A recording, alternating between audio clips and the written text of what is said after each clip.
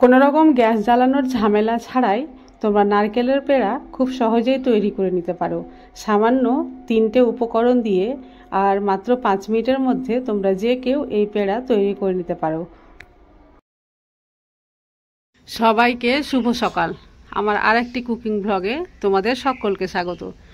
তবে সকাল বলাটা মনে হয় ভুলই হবে, আকাশের অবস্থা দেখে তো বুঝতেই পারছো, মনে হচ্ছে এখন মনে হয় সন্ধ্যা হচ্ছে, তাই না? আকাশ পুরো মেঘে অন্ধকার। এই অন্ধকারের মধ্যেই কিন্তু আমি শ্যুট করার জন্য চলে এসেছি আমার কিচেনে। আর আজকের শ্যুটটা খুবই সহজ সরল, কোনো রকম গ্যাস না জ্বালিয়েই কিন্তু আজকের শ্যুটটা হবে। তো চলো, এত সহজ সরল রেসিপি মনে হয় আর পৃথিবীতে হয় না। তো চলো দেখতে থাকো, আশা করছি তোমাদের খুবই ভালো লাগবে। আর ভালো লাগলে অবশ্যই একটা লাইক করে দিও।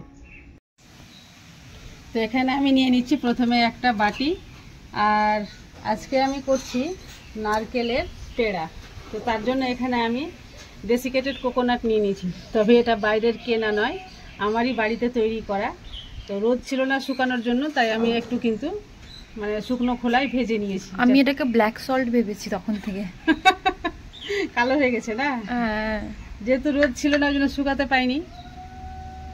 যাই হোক, সেটা স্বাদের কোনো তারতম্য হবে না। তো আমি যতটা পরিমাণে নারকেলের গুঁড়ো নিয়েছি ঠিক সম পরিমাণে আমি নিয়ে নিয়েছি চিনির গুঁড়ো। চিনি কিন্তু আমি গুঁড়ো করে রেখেছি, তাই বেশি হয়ে গেছে আর কি। এবার আমি দিচ্ছি এই 10 টাকা দামের 1 প্যাকেট শুকনো গুঁড়ো দুধ।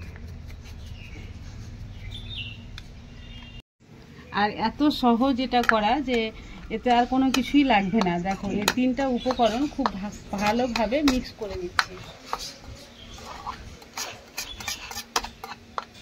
এটা আমি সাইডে সরিয়ে রেখে দিচ্ছি। এটা খুব ভালোভাবে মিক্স করা হয়ে গেছে। এবার আমি নিয়ে নেব ড্রাই ফ্রুট। তোমরা যে কোনো ড্রাই ফ্রুটস ইউজ করতে পারো, আমি এখানে নিয়েছি আমন্ড বাদাম। তো চলো, এটা আমি ছোট ছোট করে কেটে নিই আগে।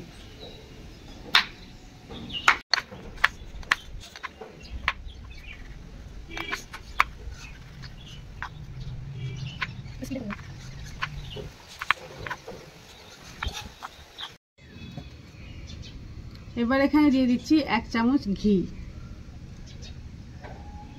এরপরে নিয়ে নিচ্ছি একেবারে ঠান্ডা দুধ, নর্মাল মানে টেম্পারেচারে থাকা দুধ নয়, একেবারে ডিপ ফ্রিজে কিছুক্ষণ রেখে দেওয়ার পরে যে দুধটা হয় সে দুধটা দিয়েছি।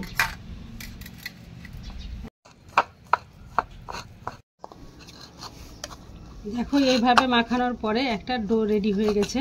আর এখানে 1 প্যাকেট দুধ কমে গেছিলো মোটামুটি, তো আরও 1 প্যাকেট দুধ আমি অ্যাড করেছি, সেটা তোমাদের দেখানো হয়নি।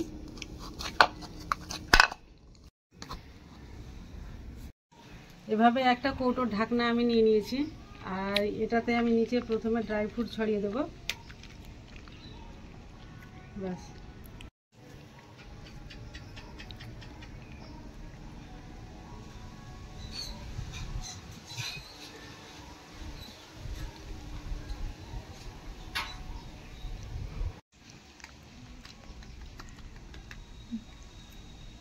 একটা একটা করে সমস্ত পেড়াগুলো আমি তৈরি করে নিলাম।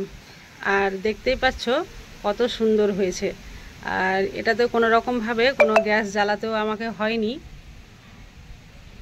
হাতে মাত্র 2 থেকে 3 মিনিট সময় থাকলেই ঘরে থাকা উপকরণ দিয়ে তোমরা এই রেসিপিটা করে নিতে পারো। আর দেখলে তো, সামান্য কটা মানে উপকরণ দিয়েই তোমরা এই পেড়াটা তৈরি করে নিতে পারবে। এত সহজ সরল রেসিপি মনে হয় পৃথিবীর মধ্যে আর হয় না। চলো, একটা তোমাদের ভেঙেও দেখাচ্ছি। এই যে দেখো কত সুন্দর হয়েছে। তো এই ধরনের সহজ সরল রেসিপি আমি প্রত্যেক দিনই নিয়ে আসি। তোমাদের কেমন লাগে অবশ্যই আমাকে কমেন্ট করে জানাবে। আর এই ধরনের রেসিপি যদি তোমরা দেখতে পছন্দ করো, অবশ্যই চ্যানেলটি সাবস্ক্রাইব করে পাশে থেকো। আজ তাহলে এই পর্যন্তই, দেখা হবে নেক্সট কোনো রেসিপি ব্লগে। ততক্ষণ পর্যন্ত তোমরা সবাই সুস্থ থাকো, ভালো থাকো।